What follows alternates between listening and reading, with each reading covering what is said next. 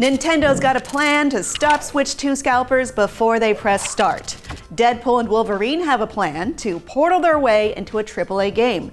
And Elden Ring co-op fans can finally plan to play Shadow of the Erdtree in seamless, modded splendor. I'm Kim Horcher, it's July, and this is the Daily Fix.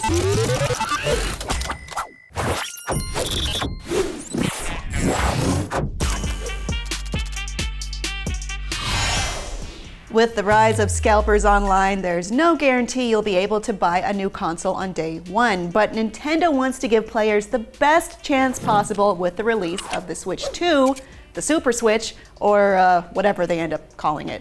During a recent Q&A, Nintendo President Shuntaro Furukawa told investors they recognize the importance of bringing enough of the Switch's successor to market on launch, saying, quote, "As a countermeasure against resale, we believe that the most important thing is to produce a sufficient number to meet customer demand, and this idea has not changed since last year."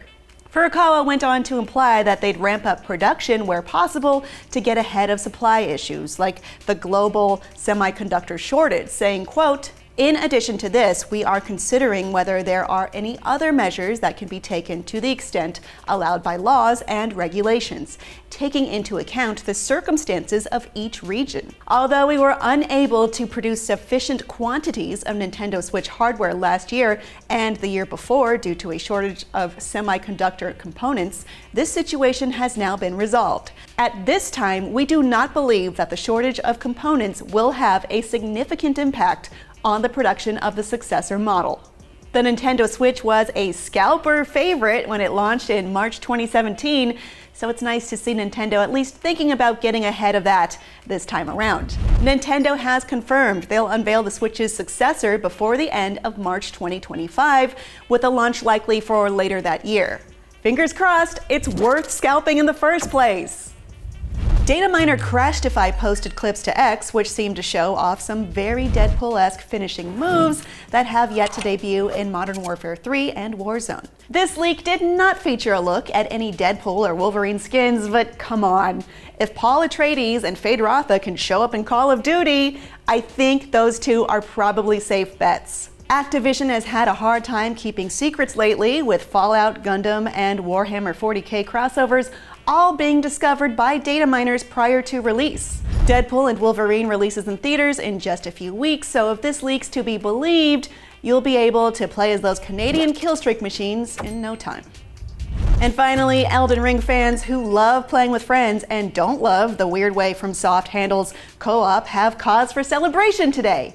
The game's most popular mod has now been updated to work with the Shadow of the Erdtree DLC. From Software's big update to Elden Ring broke the functionality of the seamless co-op mod, which significantly streamlines the game's multiplayer experience.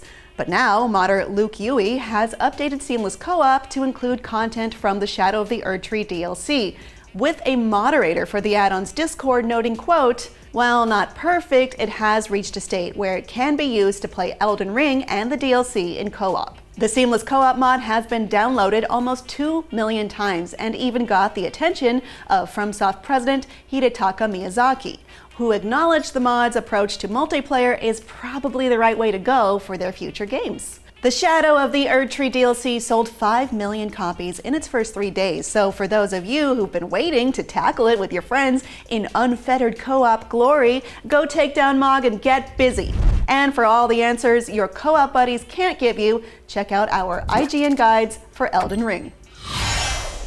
And that was your Daily Fix. I'm Kim Horcher, and thanks for watching. Check out our Shadow of the Erdtree review, download the IGN app on all your devices, and for all things, everything else, stick with IGN.com.